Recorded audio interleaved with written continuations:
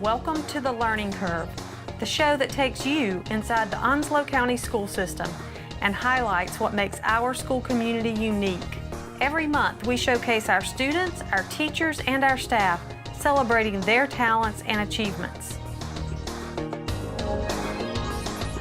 So join us now for The Learning Curve.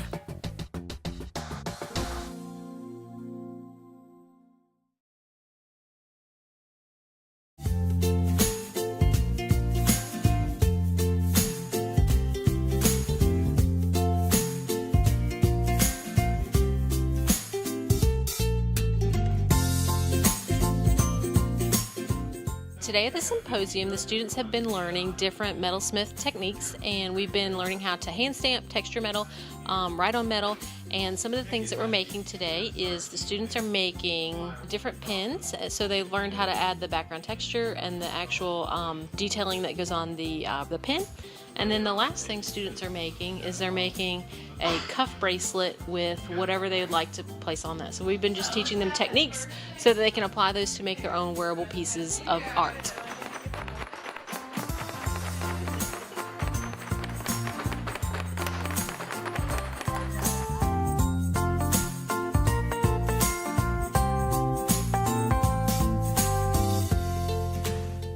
We had trying to illustrate in a piece of sculpture the art and the necessity for making connections. Connections between other people, connections with the world, connections with their internet, connections with anything. And we're doing that by representing it with wires, washers, and a piece of sculpture. What we'll do is we've asked them to take small, different colored pieces of wire, work with the other people at their table, and make something that will fit on this sculpture to show those connections. They have to interact with each other, and there's certain rules about not touching the other wires and making sure that the thing stays kind of artistically interesting. It makes it a challenge, and it makes them aware that our whole world is dedicated to making connections.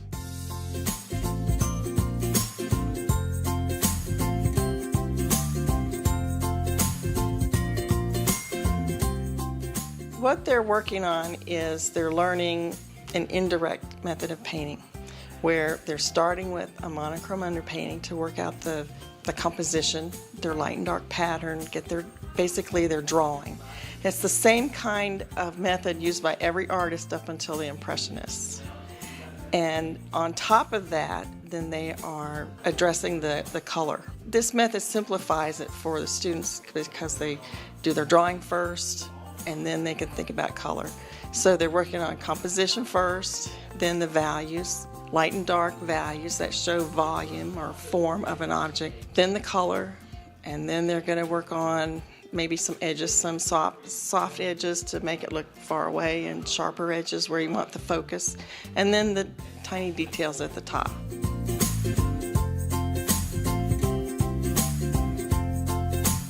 I really wanted to meet new people and learn different forms of art to see what I wanted to do in my future. And my favorite part so far has been meeting new people and seeing the different types of artwork and the different styles that people do and how the limitations of art is really non-existent.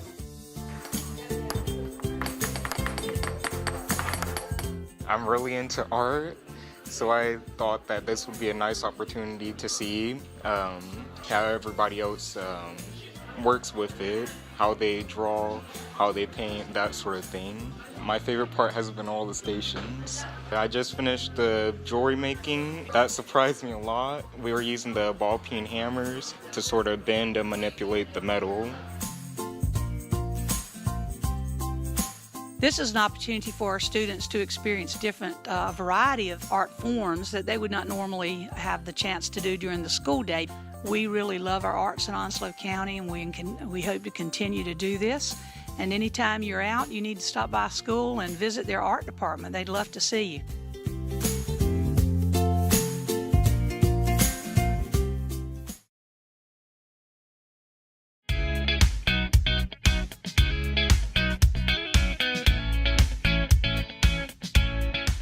So today we had high schools from all across the county participate in Battle of the Books. It's an annual competition, and this is our third year, and they have done a great job.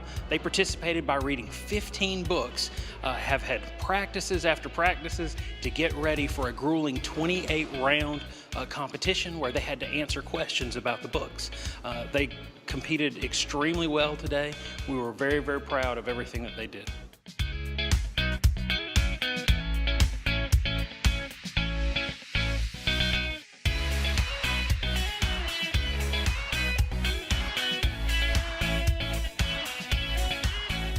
My favorite part of the competition was definitely reading all the different genres of books because it introduced me to more than I usually read, and also the camaraderie between our teammates.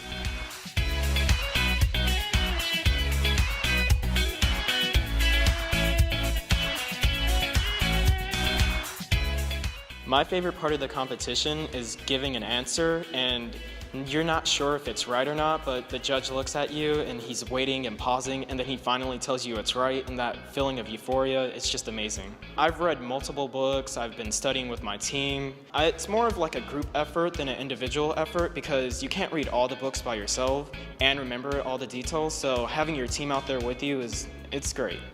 I would have to say my favorite part of the competition is the fact that we get to see all these different schools come together and all compete and all just enjoy the love of reading. And at the end of the day, it's a competition, but it's also just a great opportunity to be exposed to great literature.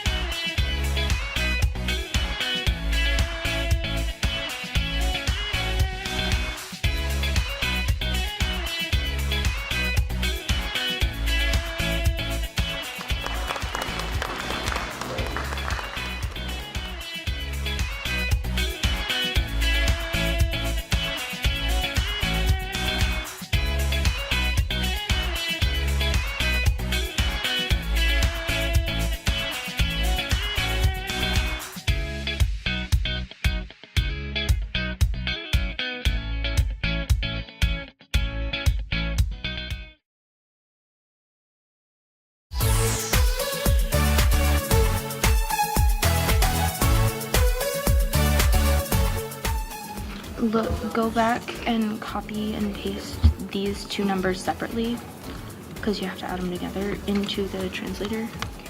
We are showcasing some of our young ladies at Swansboro High School who participated in the Girls Go Cyberstart Challenge, and it was promoted by Governor Roy Cooper. There were 16 states in all who participated in this challenge.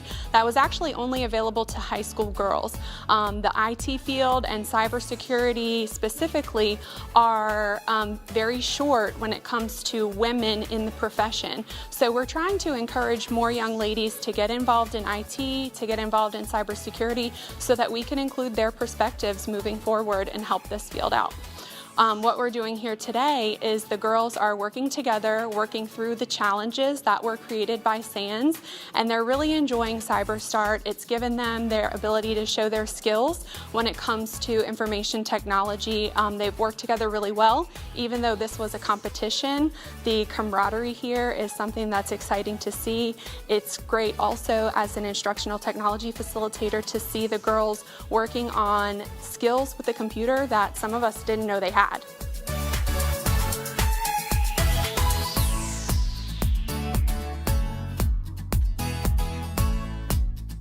I liked the game pretty much because it was eye-opener because I wanted to go into a different degree, so I'm interested in cybersecurity now. We all work together, so I'm not really a talkative person, so I learned how to talk to other people. Go up. Change it to just the 1 instead of 4, 5, 6. Thank you. I'm glad you did it. My favorite part about today would be that helping other people and trying to figure out problems and putting minds together and thinking outside the box of if you think one way and another person thinks another way and combining that and figuring out the problem.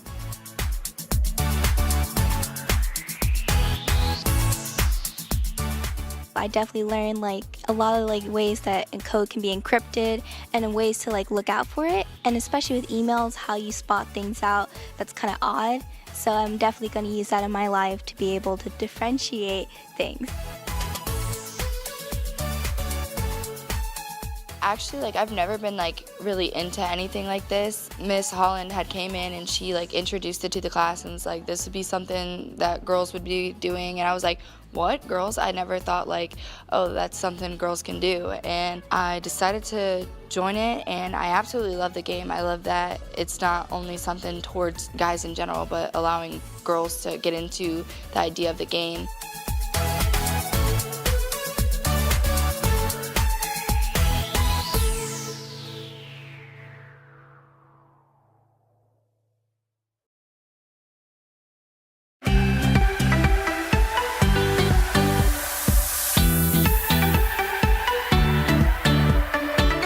Today marks the 14th annual CTE Showcase. Our showcase is designed to provide 8th grade students an opportunity to get hands-on, up close and personal with our high school students in regards to course content and skills that our high school students have gained as a result of taking some of our CTE courses.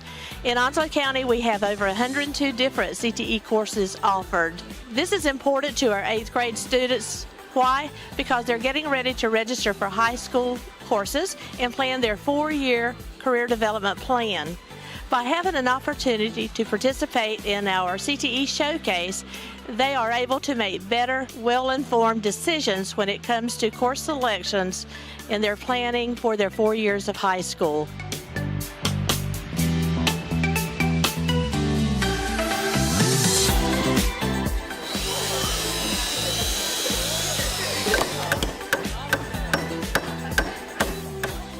So this station, of course, is the culinary art station.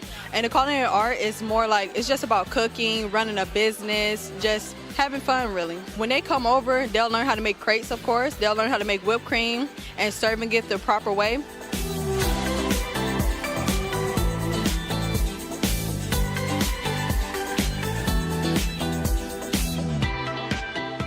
Today at the showcase, we're going to be going over with some of the kids about how to do some of the residential wiring for a house and some of the businesses around the county and stuff. We're going to be showing them how to set up doorbells and mess with fire alarms and stuff over there.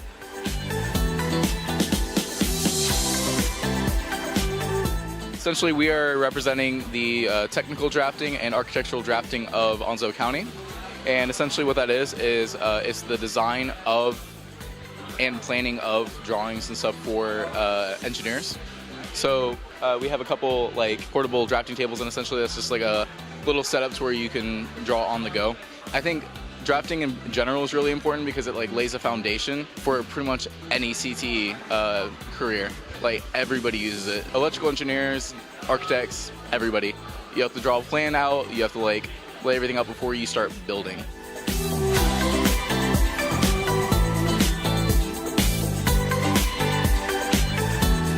SciTech and Visual is all about basically for those who want to go into maybe film industry or the gaming industry, this will teach you all about how to do maybe animation, like visual effects. And for Adobe, we will use apps like Photoshop, Illustrator, InDesign, Animate. We would do all that, sorts of stuff. At Northside High School, we have everything that they want to learn. So film, games, TV, visual effects, special effects, anything they want to learn, we got it right here. Well, the station we're at right now is interior design, and some of the things interior design that you learn about is not only about building homes and floor plan, but you also go in more detail like color theory and furniture and different types of furniture, such as Victorian and Chippendale and things like that. I hope they learn that one day if they ever are able to build a house or buy a house, I should say, they know how to design it and they won't spend more money than they should on it. So FFA is part of our agriculture program here at White Oak. With our agriculture program, we have animals and plants. We have a working farm at our high school. Half of it's going to be our greenhouse and our planting beds. Currently, we have 2 cows, and we also have a hog program. FFA also, it's kind of like, to me, it's a family. And so with kids, you get to learn, you get to know them, and you just collaborate. And it's an overall experience that just helps you grow as a person. Well, basically, welding is welding 2 or more pieces of metal together. You don't need to go to college for it to get into a good profession. And if you do go to college for it, you can go for 2 years and then get out and make a lot of money. There's not a lot of people that want to do trades anymore, so it's a great thing to go into, especially for girls. They're really needed in the workforce, I think. So you just have an advantage if you do go into it. Masonry is brickwork. Basically, the whole entire world. Everything's made out of brick. This building's made out of brick. Half our house is made out of brick, and there's not a lot of brick mason stuff. So now we're just trying to teach everyone, brick mason is a good trade to know. You won't go hungry. It puts food on the table. If you really that desperate for a job, you can build your way up from labor to brick mason. There's a whole bunch of opportunities there.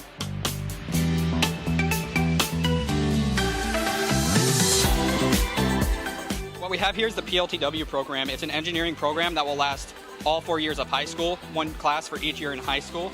The fourth engineering is one that I'm in currently. It is your senior project as well as your fourth engineering, and what you'll do is you'll take a concept, you'll create a problem, and then you'll come up with a concept for that problem, bring it all the way out to prototype stage, and you'll present it to professionals, and you'll get that real life work experience that is valuable in the field and also valuable when you're applying to colleges. I've gotten scholarships and I've gotten into universities that I don't think I would have been considered for otherwise if I didn't have a program like this to really build my STEM field.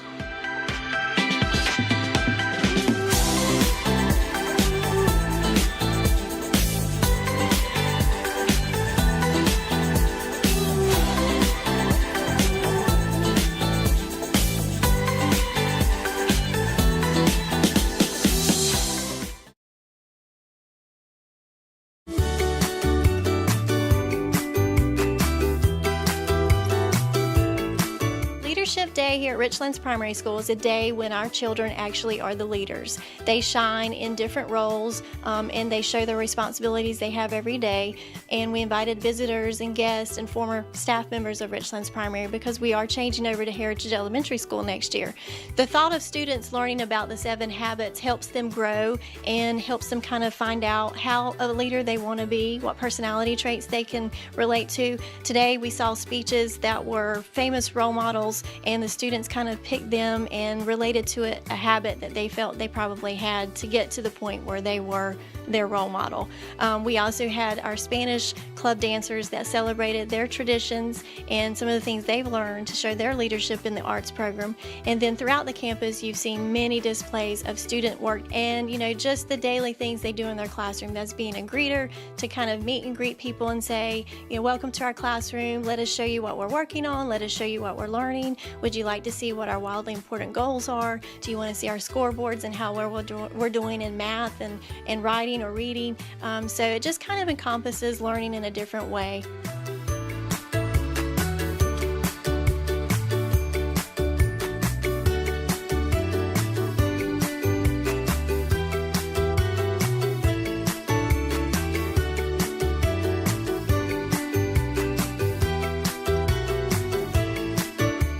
So we are excited about the Leader Me, and we hope to continue it because it is a good program. And as we go to K through 5 next year, we'll continue the program so that the older students can relate to it as well.